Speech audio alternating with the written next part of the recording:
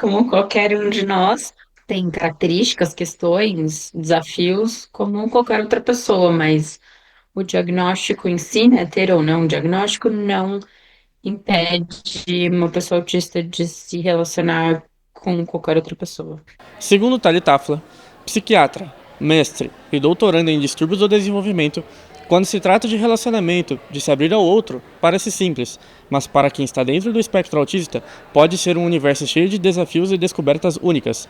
Entre as dificuldades de comunicação, a leitura de sinais e as diferenças sensoriais, o fato de construir laços afetivos vai muito mais além do que se imagina.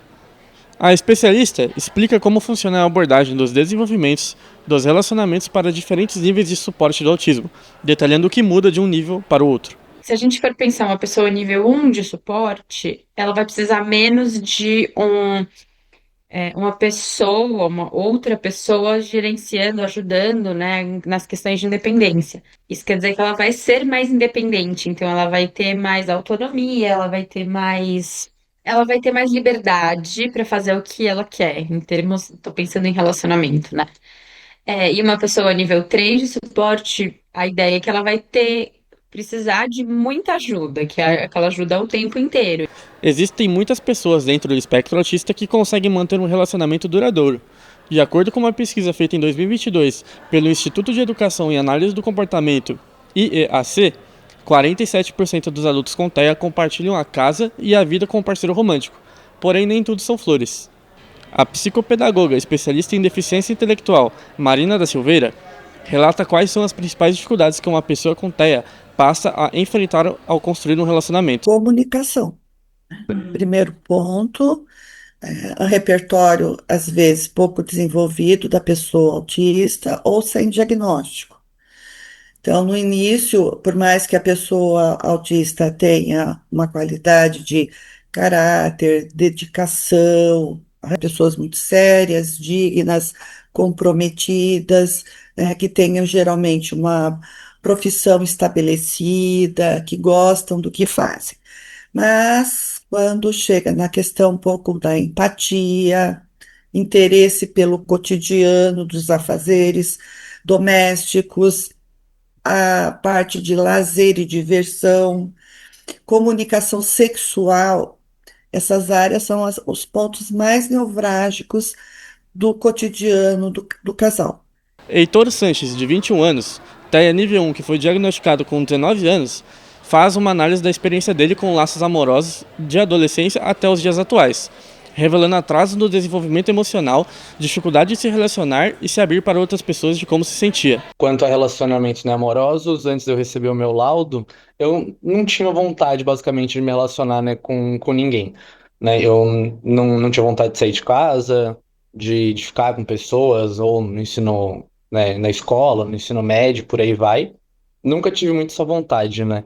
Muitas vezes, o que para uma pessoa típica é um componente essencial da relação, para alguém dentro do espectro autista pode não ter a mesma importância ou o mesmo sentido. Então, pessoas autistas têm pouca, assim, não tem grandes gatilhos para uma iniciação sexual. Tem alguns que sim, mas a grande maioria, assim, não é o seu interesse, né? Geralmente, os interesses que eles costumam ter é em relação à sua própria profissão, ou algum tipo de hiperfoco, e não necessariamente sexo.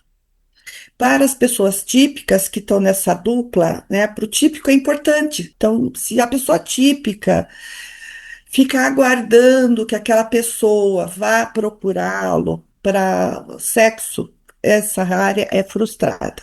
Eles não têm muito essa iniciativa. O tema da sexualidade entre pessoas autistas ainda é cercado de tabus e estereótipos, muitas vezes tratados de forma limitada ou equivocada pela sociedade. A questão está mais ligada à forma como percebem e expressam esses sentimentos, que pode ser diferente do padrão socialmente esperado. Isabela Madeira, de 23 anos, foi diagnosticada com TEA aos 18 e está em um relacionamento sério há 2 anos. Ela revela como se sente em relação ao tema. Claro que tem dias que a gente precisa conversar muito, porque, sei lá, até uma etiqueta na minha roupa me incomoda. Então, o toque precisa ser muito específico, ou às vezes eu não estou mesmo com vontade. E aí eu tenho essa conversa muito clara com ele, sabe? Então, foi muito mais tranquilo percorrer esse caminho com ele.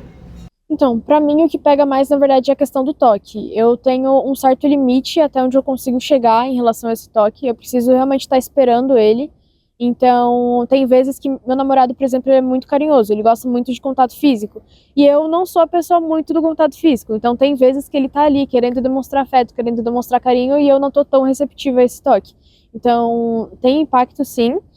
E eu acho que é uma questão bem desafiadora pra gente. Então, depois do diagnóstico, pra mim, eu considero que ficou bem mais fácil pra mim de respeitar os meus limites, porque que nem eu falei, antes eu achava que algumas coisas, antes de descobrir o diagnóstico, eu achava que algumas coisas podiam ser frescura, ou que eu tava inventando algumas coisas, e depois do diagnóstico veio como uma justificativa. Então, eu comecei a respeitar muito mais quando eu não queria, por exemplo, eu me sentia incomodada com toque. As vivências em relacionamentos que envolvem o espectro autista permitem observar como o autoconhecimento, o diálogo e a compreensão das próprias necessidades podem influenciar as formas de comunicação e expressão do afeto, abrindo espaço para refletir sobre as múltiplas maneiras de viver e entender o amor. Victor Eduardo Faria, de 20 anos, diagnosticado com TEA desde os 4 anos de idade, conta suas frustrações com relacionamentos envolvendo TEA.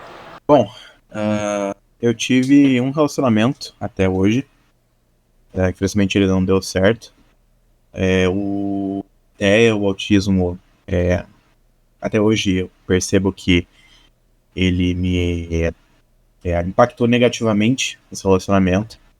Ele fez com que certos acontecimentos fossem mais difíceis de lidar, de notar certas coisas por conta do autismo mesmo. E isso foi, inclusive, deixando esse relacionamento mais difícil de se manter.